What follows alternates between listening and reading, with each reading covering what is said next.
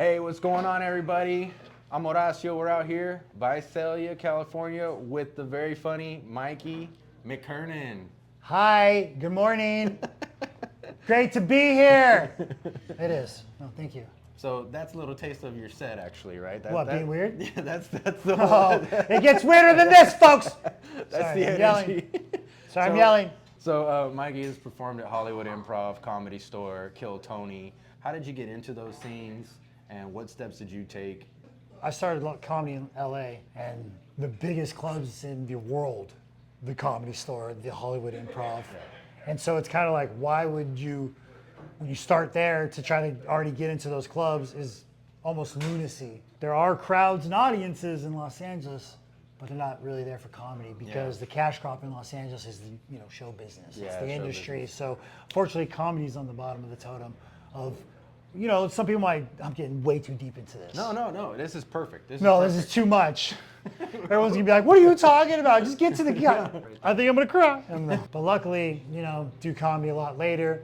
Kill Tony sprouts in the belly room at that place. A lot of people were talking about doing it because it's on a Monday. So you go and you sign up for Potluck, which is the Comedy Store open mic that they always have. And then you sign up for Kill Tony. So it's like, we can kind of get a 1-2 going if it's possible. So I didn't go for the longest time because I do a catchphrase and I'm like, they're gonna hate it. A lot of people are split half, 50%, or half on it. So I didn't want to go for the longest time. Then I finally went and he actually really enjoyed it. And I was lucky enough to get pulled about like 10 times on the show. Oh, wow. They've actually invited me to San Francisco to be on the panel for Kill Tony Mania twice. That was a lot of fun. And I'm lucky because the boo-haws, I tell one-liners and I do a catchphrase. And so to me, I'm like, you only get 1 minute. You fire off 3 of those. If they're really funny, like you can have a great set there. That's actually a really good format for like that 1 minute. For me, 100%. So I've had success. Plus, there was a time where out of 6 weeks, I got pulled 4 times. Oh, wow. And I did pretty well on those. And so that was like, whoa, this guy showed up again, doing really good. So that really helped. But I always was like, man, this is gonna be, and then of course it got big. It went to the belly room, it was in the belly room, then moved to the main room. And I got a pretty nice, healthy following from that because people listened to it. And I knew it too. I'm like, this is gonna be history. Like there's gonna be a timeline and Kill Tony will be on the history. Now it's what it is. So what's a pet peeve with newer comics? Well, I perform in Los Angeles. Yeah. Obviously the open mic comedy scene in LA is terrible. I have no shame of saying it's terrible. That because there's a lot of comedians, there's one guy who had a spot and he started running hourly open mics and charging. 10 comics, $5, 5 minutes, we lock you in this room, everybody pays attention and you're free to go. You've been comedy for a long time, you're like, wow, that's insanely convenient. Usually I'm waiting 4 hours to get picked to do 3 minutes for 2 people for 1 laugh.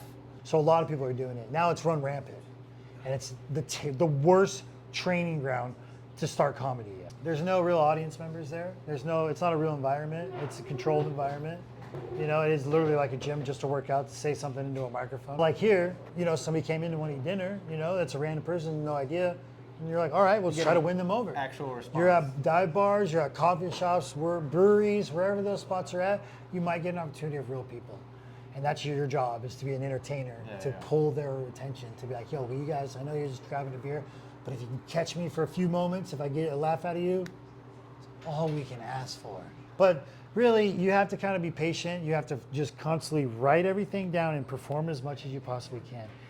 And it has a lot to do with trying to put yourself on the internet and trying to get booked. Like a lot of comics want to get booked immediately, but you literally have to have fun. My biggest pet peeve, stop harassing the women.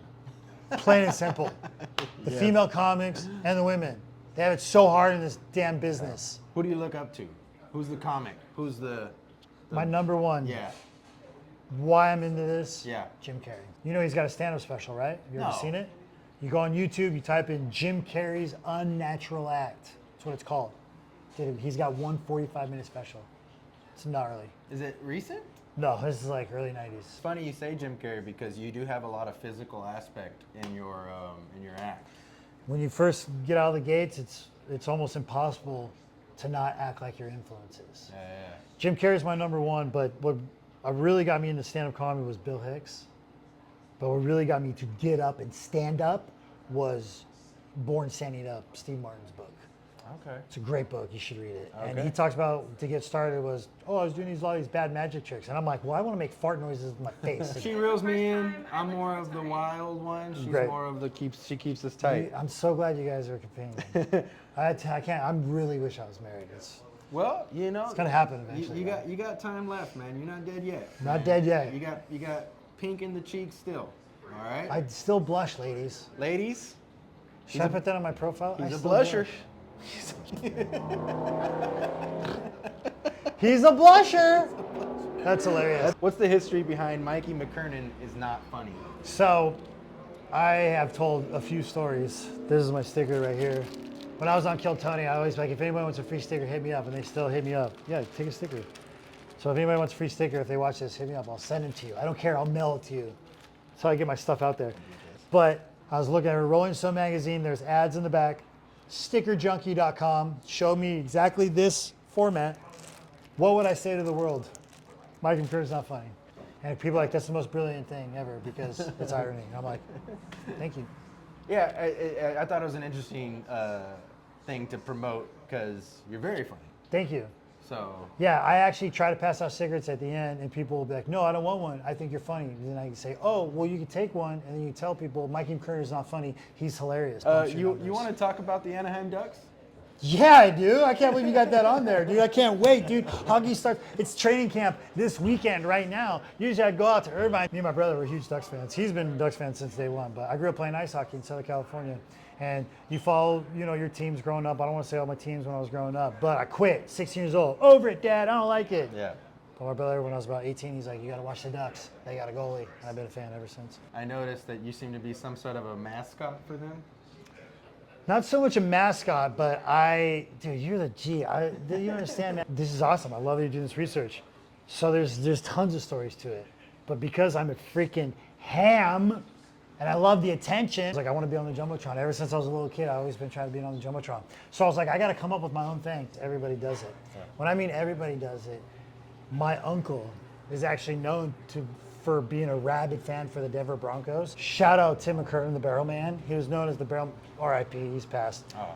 But he was a rabid fan for the Broncos. He did it for 30 years. My dad bet him like $20 he wouldn't get on TV, and he did it for 30 years. They built a statue of him. There's a statue of him. So he's always like, so I always like to say, like, being a rabid fan for sports. So if anybody ever's like, oh, if you ever get interviewed about it, like, what would you say? I'm like, it's a tribute to my uncle, Tim McKernan, the Barrel Man. I just like doing it, but I put my arms in my jersey like this. Here's the secret, folks. You don't see it. Just imagine there's a jersey on me. And I lift my arms up like this. It makes me look bigger. It does. And it's a lot of fun. And sometimes I'll headbang, but my one time I usually do this face. I do this like I didn't do it up there. I should have done it. Okay. But it's called my face changer. I just have to do the bit, to explain it. One time I had the camera do that on me, and I did that. I heard thousands of people laughing. And I was walking out. And people were like, oh, the face guy. Maybe like 10 people. But still walking and people pointing out. My parents, my dad was like, he's like, that's my proudest moment of you. He's like, I thought I was with a real celebrity. I'm like, thanks for watching this, Dad. You should be proud of this right now, okay? This is terrific content. This is. I love it. Go Ducks. Oh, let's go. Go Ducks. So we're going to do the next, it's going to be lightning round. Go. So I want you to answer these questions less than 30 seconds. Don't think. First thing that comes to mind, and then we'll just roll with it, okay? They not like us. They not like us. Go ahead. Best movie of all time. Best movie of all time? Holy Godfather Part 2. 1 out of 10. Can you keep a secret? 5. What's your Halloween costume this year? Laura Ingalls from Little House on the Prairie. Okay. People always say, I love your costume. No, they say my favorite thing about your costume is the mustache. True story. And I'm like, it's not part of the costume. It's every day. Say a word in Spanish. Payaso feo. Payaso. Payaso loco. Payaso loco. Ah! Do you like the smell of gasoline? Yeah. When I was a kid, oh my gosh. You ever tasted soap? Of course I have. Best song ever. Best song ever? Best song Holy smokes. Right now, there's so many. But there was a song that I loved as a kid that I still love today. It's Roller Coaster by Red Hot Chili Peppers. What's something you could eat every day? Breakfast burrito. All right, guys. That was the interview right there. That was Mikey Mckernan. Do you have anything you want to plug? Yes. Please subscribe to my YouTube channel, Mikey Mckernan. I'm a vlogger. I go to cities and I vlog. Thank you guys for watching. He asked for that. That's what he asked for. He's like, you better do your thing, okay? Because that's what you're known for. Sell your bit.